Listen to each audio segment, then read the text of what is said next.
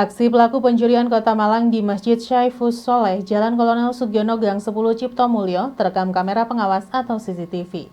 Pelaku masuk ke dalam masjid dan mencongkel serta mengambil isi 2 kotak amal yang tersimpan di dalam masjid. Inilah rekaman kamera pengawas atau CCTV yang berhasil merekam pelaku saat melakukan aksinya. Pelaku masuk saat kondisi masjid dalam keadaan sepi. Pelaku langsung menuju ke kotak amal yang disimpan ke dekat pintu masuk. Pelaku mencongkel dan menguras uang di dalam kotak tersebut. Pelaku kemudian menuju ke kotak amal kedua yang tersimpan di bagian saf wanita. Namun sebelum melakukan aksinya di kotak amal yang kedua, pelaku sempat mengambil mukena di laci lemari dan menutupi wajahnya. Pelaku kemudian mencongkel kotak amal dan menguras isinya. Berhasil melakukan aksinya, pelaku kemudian kabur melalui pintu samping. Menurut petugas kebersihan masjid, aksi pelaku terjadi pada siang hari. Diduga petugas keamanan yang lupa mengunci pintu masjid membuat pelaku masuk dan mencuri isi 2 kotak amal tersebut.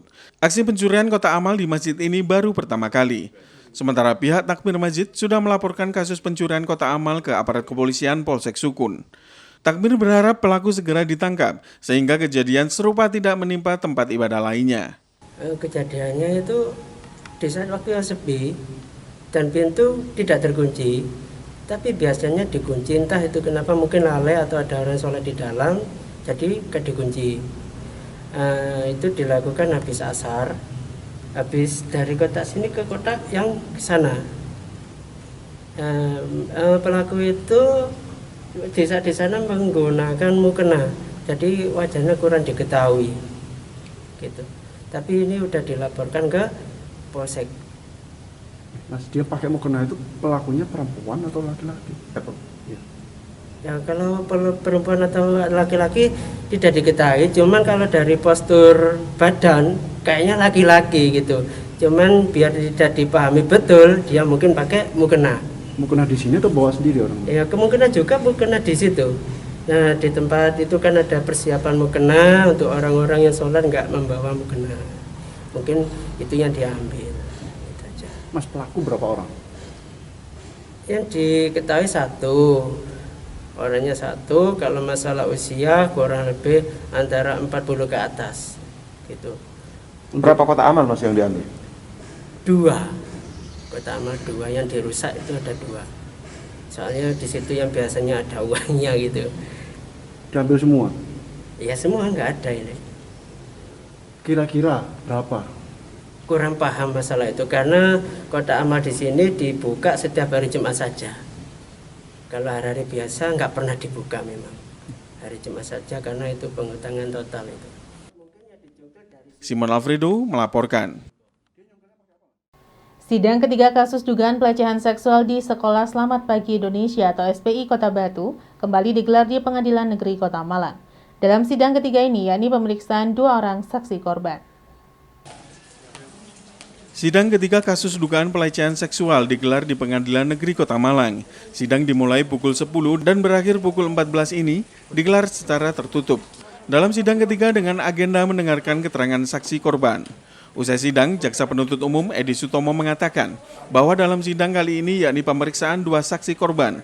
Selain itu, juga dibacakan tuntutan dari LBH Surabaya yang meminta pencekalan kepada terdakwa, namun belum dikabulkan karena bukan wewenang dari majelis hakim. Sidang akan kembali digelar Rabu pekan depan dengan agenda mendengarkan keterangan saksi. Untuk agenda tadi dari mulai persidangan sekitar jam 10, saksi yang dihadirkan oleh Jaksa Penuntut Umum ada sebanyak 2 orang. Dari korban G, inisial G dengan W, untuk G dengan W, inisial G dengan W. Usianya? Masih sesuai dengan berkas perkara tadi. 20-an, sekitar 20-an. Dan itu saksi Testo Minu Deat itu sudah saksi pengakuan, kemudian saksi korban juga. Ya, untuk selanjutnya sidang ditunda hari Rabu depan. Agenda masih pemeriksaan saksi, menghadirkan CPO diminta untuk menghadirkan 2 orang saksi. Kemudian dari majelis hakim tadi juga menyampaikan bahwa ada permintaan pencekalan dari LBH Surabaya. Tapi dari majelis menyatakan belum berwenang untuk melakukan tidak berwenang untuk melakukan pencekalan. Sementara, tim kuasa hukum terdakwa mengatakan bahwa dalam sidang ketiga masih ada keterangan dari saksi yang tidak konsisten dan berubah-ubah. Kuasa hukum terdakwa juga menjelaskan bahwa saksi yang dihadirkan kali ini merupakan teman dari terduga korban. Sama halnya seperti pemeriksaan saksi sebelumnya, sekali lagi kami mengatakan bahwa saksi selalu tidak konsisten dalam menyampaikan keterangannya. Di mana setiap ada pertanyaan-pertanyaan yang kita kaitkan dengan keterangan saksi yang lain ataupun BAP yang lain, maka terlihat sekali bahwa saksi tersebut tidak konsisten atau apa yang dia terangkan di bawah sumpah itu berbeda-beda. Bahkan tadi saya sempat menegaskan di dalam pengadilan, di dalam persidangan, saya mengatakan sudah 3 kali saya catat terjadi perbedaan dan berubah-ubah keterangannya. Saya mengingatkan saksi, sudah 3 kali. Bahkan 4 kali dia melakukan perubahan terkait dengan pernyataan-pernyataan dan keterangan-keterangan di persidangan. Kami cuma mengingatkan setiap saksi yang dihadirkan di persidangan selalu di bawah sumpah. Maka kami menghimbau untuk memberikan keterangan yang sebenar-benarnya.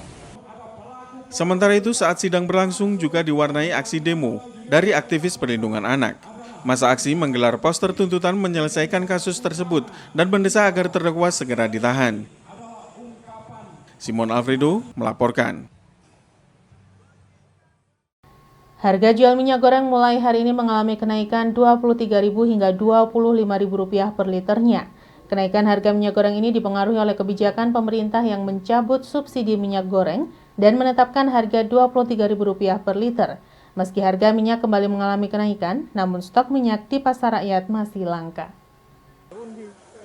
Harga jual minyak goreng di sejumlah pasar tradisional di Kota Malang mulai Kamis pagi mengalami kenaikan. Pedagang rata-rata menjual minyak goreng dengan harga Rp23.000 hingga Rp25.000 per liter dari harga sebelumnya Rp14.000 per liter.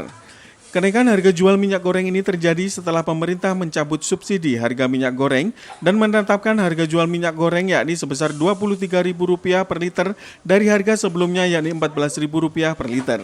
Pedagang mengaku minyak yang sebelumnya dijual dengan harga Rp14.000 per liter, saat ini naik menjadi Rp23 hingga Rp24.000 per liter. Pedagang terpaksa menaikkan harga. Selain mengikuti harga yang ditetapkan oleh pemerintah, juga adanya kenaikan harga dari distributor. Sementara meski harga minyak goreng sudah naik, namun stok minyak goreng di pasar rakyat masih terbatas. Pedagang mengaku pasokan minyak goreng dari distributor masih dibatasi. Pedagang juga membatasi penjualan minyak goreng bagi konsumen dan hanya melayani maksimal 2 liter per orang. Sini jualnya 23 untuk yang 1 liter. Kalau 2 liter berapa, Bu? 2 liter sama saja 46. Bu, ini kan nggak semua toko jual. Memang lagi langka lagi ya, Bu ya? Iya, barangnya kosong. Kesulitannya gimana, Bu, untuk dapat pasokan buat dijual, Bu, untuk pedagang ini? Memang dari sales dibatasi pas ada minyak subsidi itu kita minta 10 cuma dikirim 5 karton. Ini sekarang stoknya tinggal berapa, Bu, di tempatnya jenengan? Stoknya ya cuma ini aja yang di toko ini aja. Kira-kira berapa liter Ibu tersisa? Ini 30 botol mungkin. Bu, dengan terbatas, apakah jenengan juga membatasi ke pembeli, Bu? Iya, memang dari sales disuruh kita dibatasi per orang 1 botol sampai 2 liter 2 botol. Jadi per orang cuma boleh beli 1 botol? Iya, 2, paling banyak 2 botol. Baru kali ini, Bu, mengalami hal kayak gini? Iya, paling mahal ya sekarang kayaknya. Selain mahal. Selain mahal, selama apa? Jualan. Langka juga, Bu, selama sejak jualan? Barangnya sangat susah. Pas subsidi itu susah sekali barangnya. Mesti murah tapi barangnya nggak ada. Bu, ini kan informasi pemerintah akan disiapkan distribusi curah subsidi hanya untuk di pasar-pasar. Iya. Apakah sudah dapat informasi itu, Bu? Belum. Curah tambah lebih mahal ini katanya 26 per kilo. Jadi kita nggak berani ambil, tambah nggak laku kayaknya. Simon Alfredo melaporkan. Terima kasih Anda masih bersama kami dalam Info 7 Malang Raya. Diduga tidak kuat menahan luapan air sungai, tembok pembatas Taman Pandanwangi Blimbing runtuh. Tidak hanya itu, lahan pertanian juga mengalami kerusakan akibat banyaknya sampah masuk ke lahan persawahan. Banjir yang terjadi beberapa waktu yang lalu mengakibatkan luapan air sungai yang berdampak pada kerusakan lahan persawahan dan tembok pembatas pinggir sungai di wilayah perbatasan kota dan Kabupaten Malang, tepatnya di wilayah Pakis. Meluapnya sungai ini mengakibatkan tembok pembatas pinggir sungai di Taman Pandanwangi Blimbing rubuh dan material lumpur masuk ke area taman. Akibatnya tanaman banyak yang hilang tersapu derasnya aliran air. Beberapa petugas taman melakukan pengerukan tanah dan melakukan perbaikan taman. Tidak hanya tembok, lahan persawahan yang tepat berada di pinggir aliran sungai pun mengakibatkan kerusakan.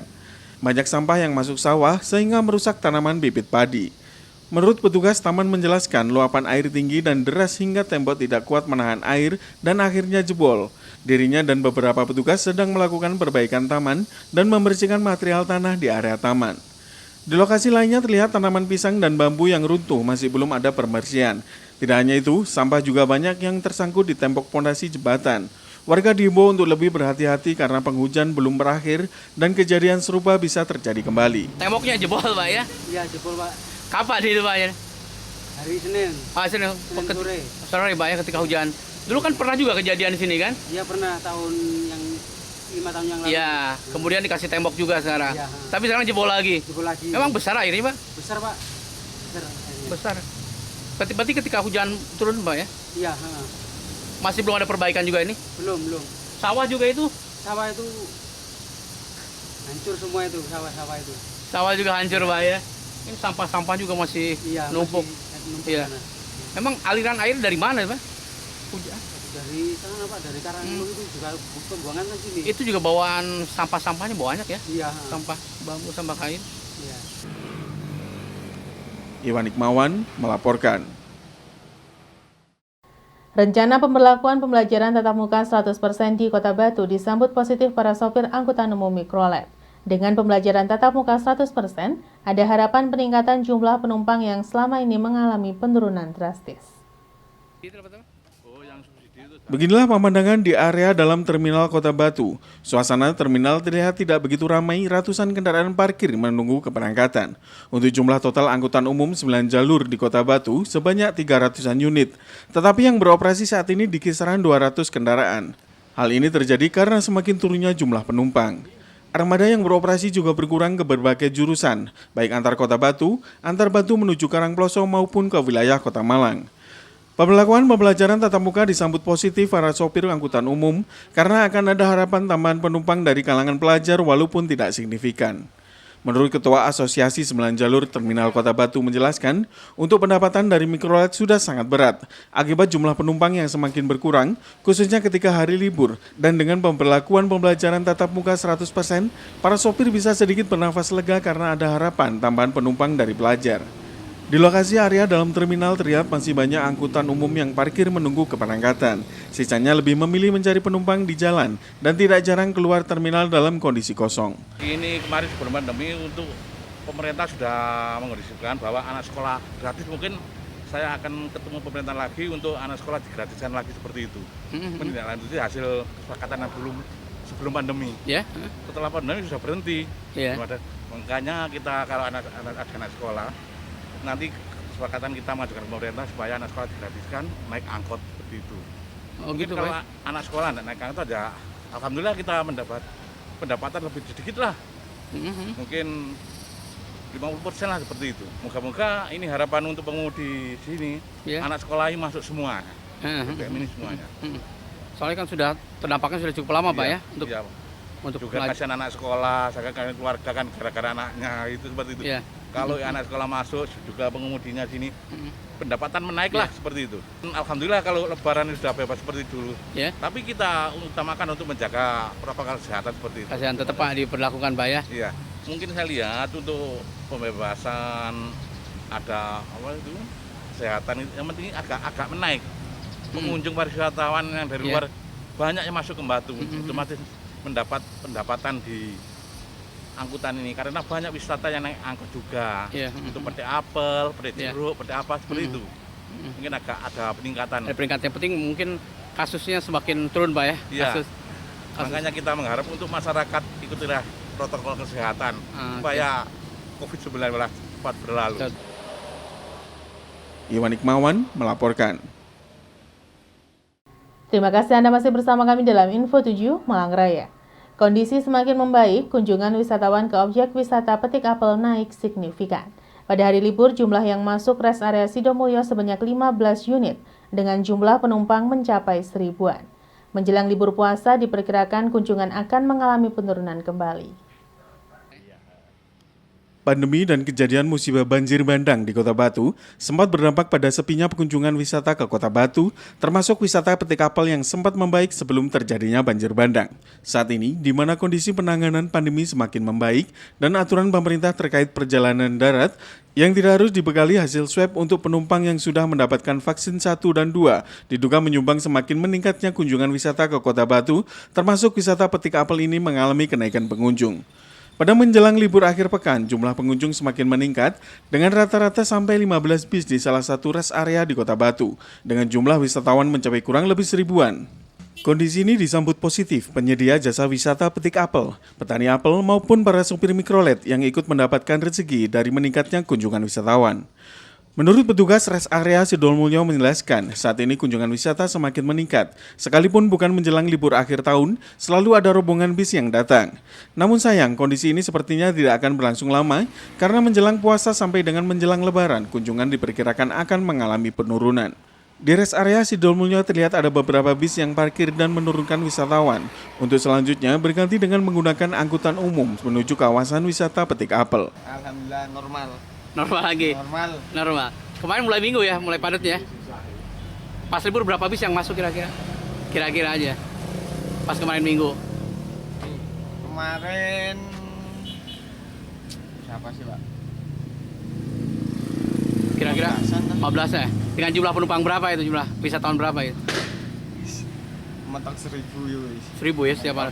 Tapi kan sebentar lagi ini masuk libur ini ya, dekat libur puasa sebentar lagi nih kayaknya. Nah, itu.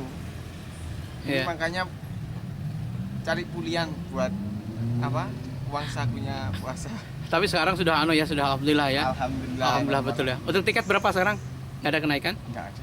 Berapa? Tetap 25. Tapi untuk pasokan apelnya di kebun gimana? Ini kan apel juga agak sulit ya dengar-dengar.